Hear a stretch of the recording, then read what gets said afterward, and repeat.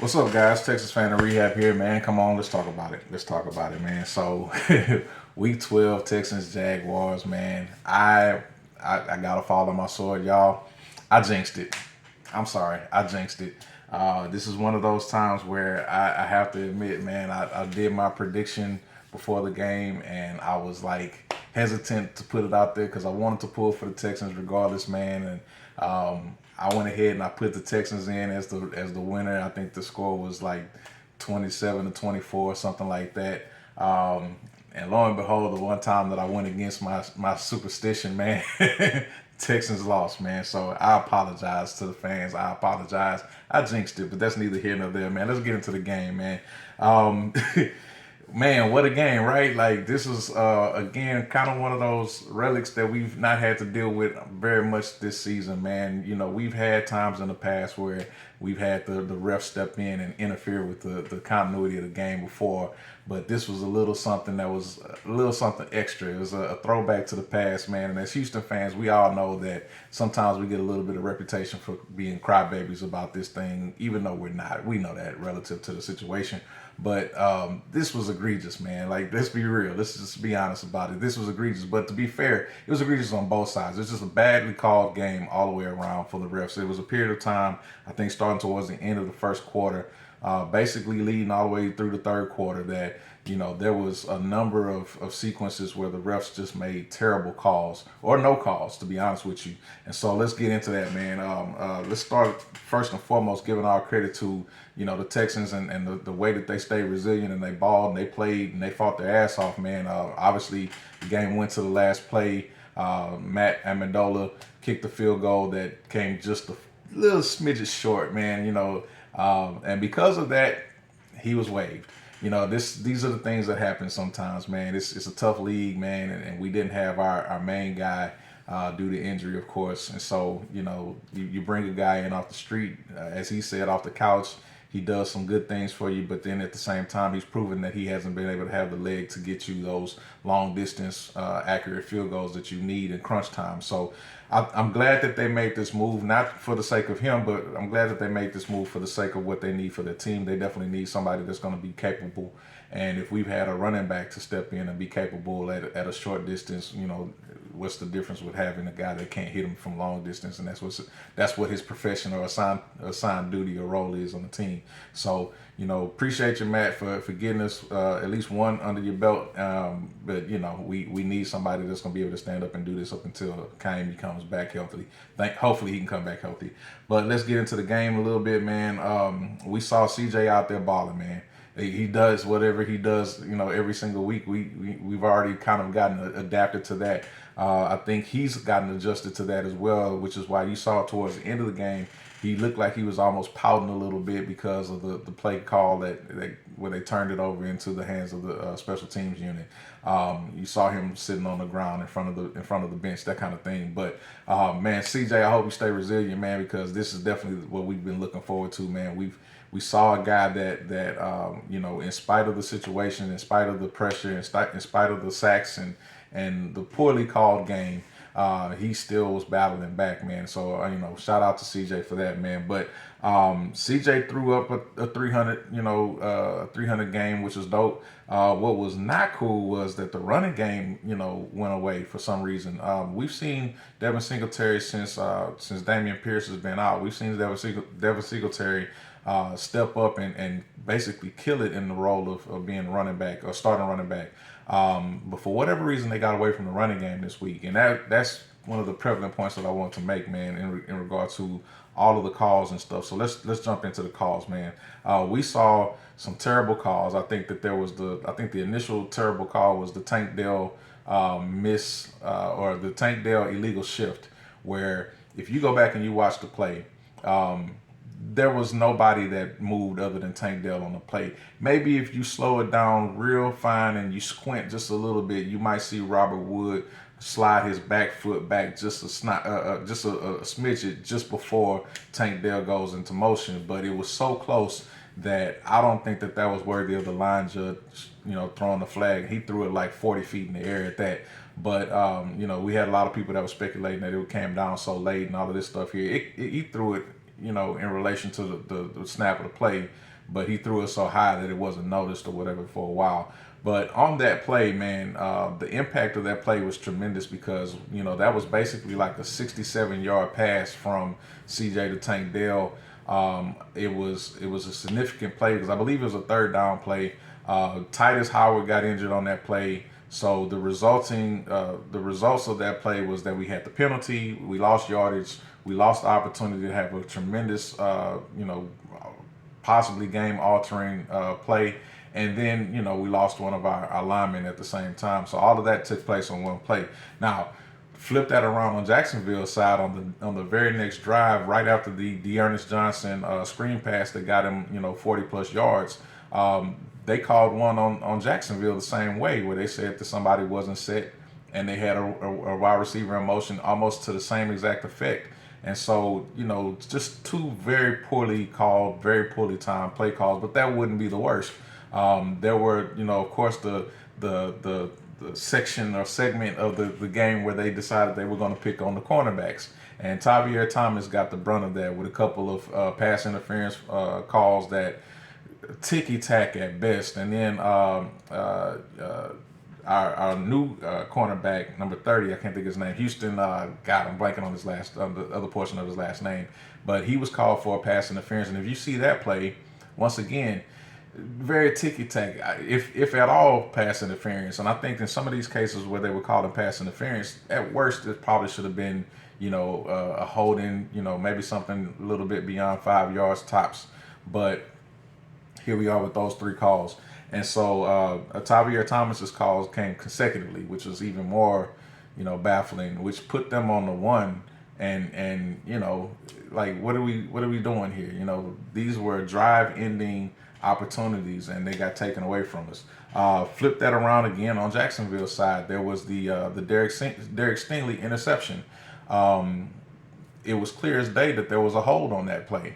You know what I'm saying? But they missed that, and I think Evan Ingram was the target, and he was being held on his right side by whoever was defending him at the time. And you can't have a game be so out of whack with the play calling. I'm sorry, with the officiating, and that not change the outcome or the tenor of how the game is going. I mean, it gets in these guys' heads. They like to have the fluidity of the game, and they like to be at a certain pace and flow with the game. And now you just completely throw things off because not only do you call these calls, but then there's really no reason why the call was called in some cases, or in some other cases where you don't get the call. So it was terrible. And I think probably the biggest one that was probably the most aggravating for me personally was the deep out route to Tank Dell that should have been a catch. I think that it's come out since then that there's enough film that has been taken from members of the press or the media that was on the field that and I'll try to post some of those up here, but they show that Tank had both feet down at least for a moment, and that's all you really need to have. You need to have possession of the ball and both feet in bounds just for a moment, for a shade of time. And for whatever reason, the NFL, man, once again fails to have the right angles or the right cameras or whatever. They do it all 22, man. They got the cameras in the sky all over the place. And then they got cameras on the field, and they got people with microphones, boom mics, and all this crap on the field. So they got they got you mic'd up and everything like that. You mean to tell me that they couldn't catch any of these angles that show Tank Dell with his feet down, the ball in his hand? And I know that that's not the entirety of the game, but like, come on, man. The fact that you had a ref that was on the spot, that called it a catch initially, and then it got waved off, and after they conferred with the other ref, it's just like, what are we doing, man? And then you take it to review, and then you can't substantiate whether or not it was a completed pass or not, because just all you got is the Zapruder film, with the grainy, it looked like it's shot on a microwave type of deal. Like, come on, man. You got to do better, NFL, man. For all of the things that they do and all of the, the stuff that they call, it's aggravating as a fan, man. So I want the NFL to do better with that. But those were the ref calls. Those were the bad calls. Let's talk about Bobby Slowik, man. We've been giving him a lot of praise about his play calling and how things have been going this year, and that's been very, very good and successful. That's great. But then This was a particular game where it was almost like the Carolina game where he decided he was going to get outside of his frame and do something completely different and out of the box, and it didn't work. To get away from the running game was a tremendous mistake, in my opinion. I think Devin Singletary had 6 carries for 18 yards. Like, what the hell? We bring back Damian Pierce, and Damian Pierce has struggled all year with getting yardage or getting yak or whatever. But here we have Damian Pierce with 5 carries for 14 yards. So we have our top 2 running backs with literally 11 carries. The leading runner for the game was C.J. Stroud. He has 6 for 47 and a touchdown. So what are we doing, man? We got a whole game where we basically don't even entertain the running game and making that a priority of any sort. Not even if it's the first priority, but just not a priority of any sort. We had a drive where it stalled out on 3rd and 4th down. We had 3rd and 4th with a half a yard. And not one of those times that you hand the ball off or go with a tush push or it's amazing, man. For as much as of the game as we had hope, we have those little moments where it's just like, what the hell are we thinking? What are we doing? You know what I'm saying? And we got to get past those moments, man, because if we are, as a team, if we're supposed to be going somewhere and fighting tough in divisions and stuff, we got to make this where you look at the Philadelphia Eagles, whenever they have a 3rd down and 1, it's already understood what play that they're going with. And if it's not understood what play they're going with, the defense has it in their mind first and foremost that they know that they got to defend against that tush push. It's the number one play that they have in their offense.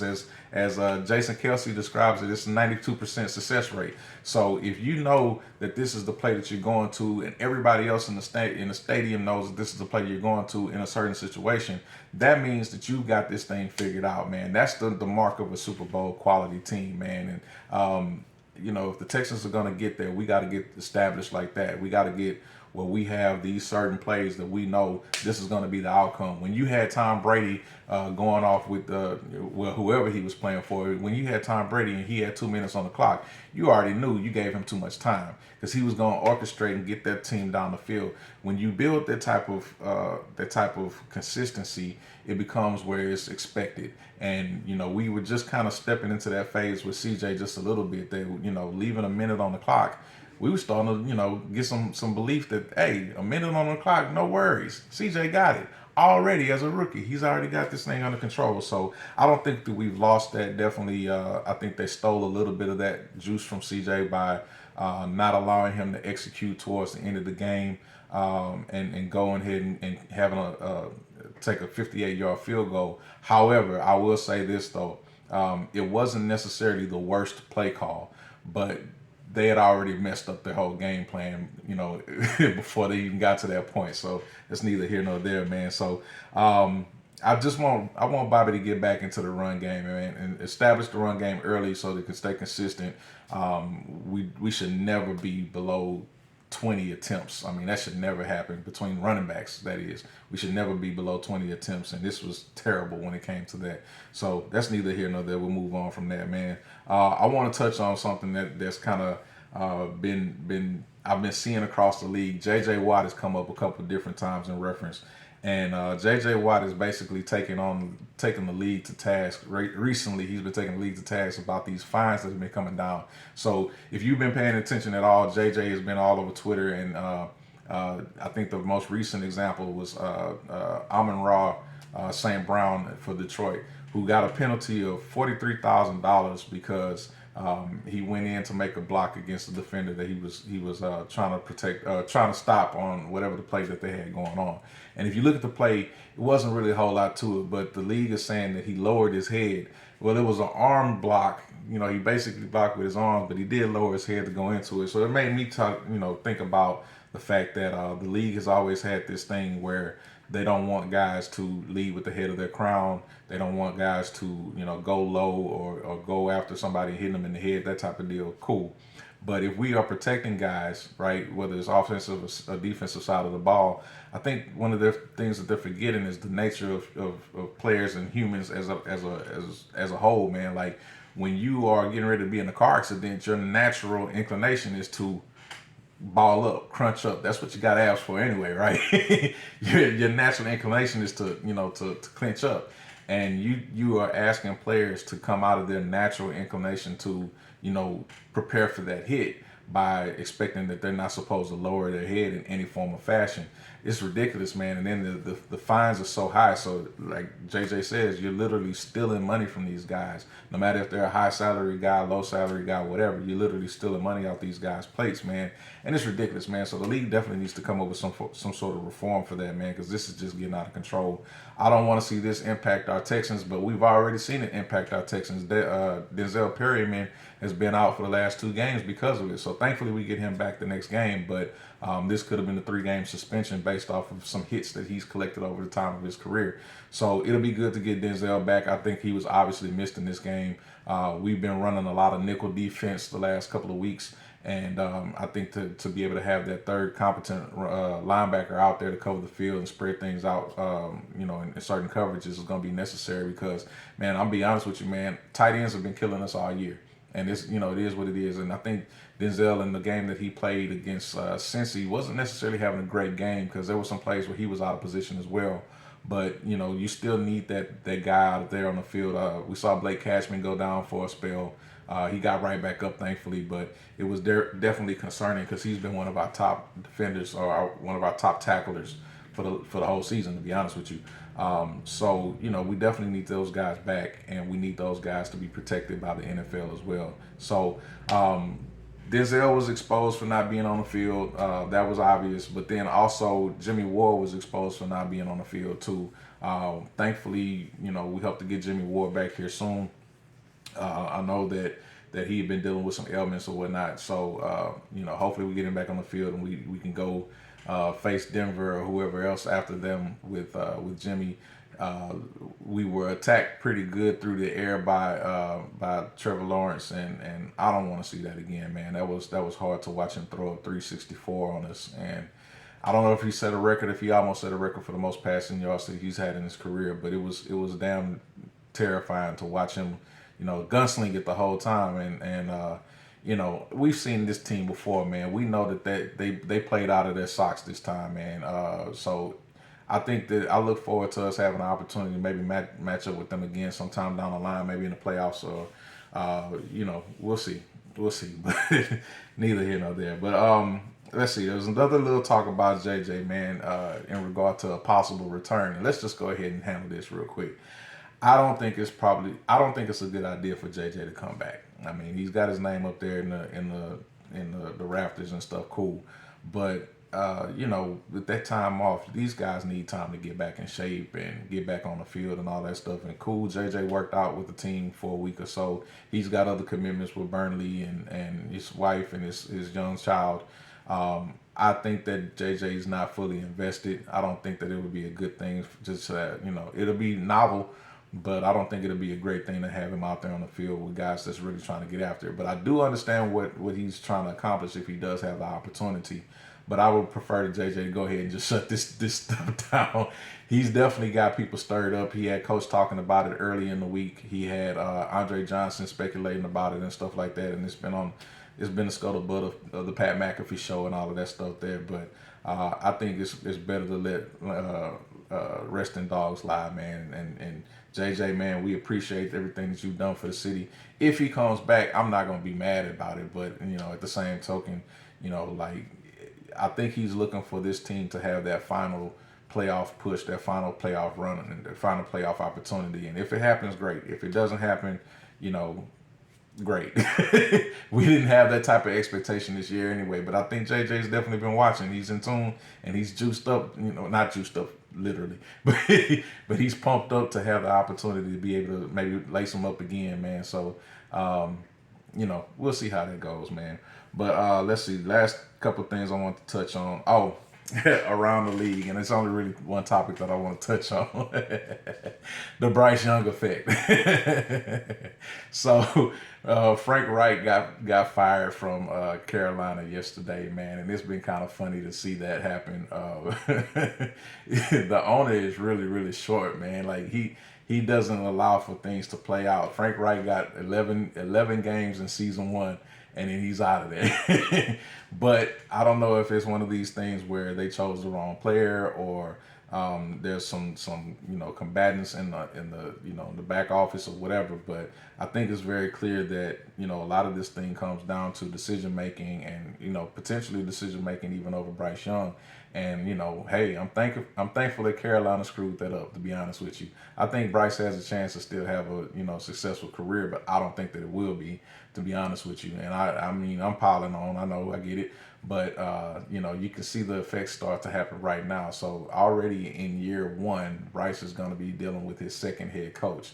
That's not a good recipe for anybody, for any quarterback in the longevity of their career. We've seen other players that's had those type of situations happen and it doesn't really work out for them. You don't see Super Bowl winning quarterbacks that have gone through a multitude of head coaches, even with the same franchise, in a short period of time. So if this was an investment that the owner or the head coach or whoever was really trying to be a success and trying to turn it into a success, they have already failed twice. So shout out to Carolina for what you guys are doing, man. Thank y'all for allowing us to get CJ Stroud, man. I appreciate it. Hey, man, listen, I just want to go ahead and get this wrapped up quick because we already passed 20 minutes, man. Hey, for y'all that are following me, I appreciate y'all. If you get a chance to like and subscribe, please do so, man. I'm on here. I'm on TikTok. I'm on Instagram. I'm on Twitter, all under Texans Fan and Rehab. Man, give me a follow. Give me engagement. Holler at me, man. It's all good. The TikTok game has been incredible recently because I did an hour and a half live right after the game ended, and it was dope to interact with a lot of people. I may do that here on YouTube sometime soon, but the TikTok engagement has been really dope, man. But anytime you see me, anytime you get a chance to catch me on any of the social media stuff, holler at me, man. Let's chop it up about the Texans, man. I love this, man. So I look forward to seeing you guys, man, soon, man. I'll talk to you later. Texas Fan and Rehab. I'm out.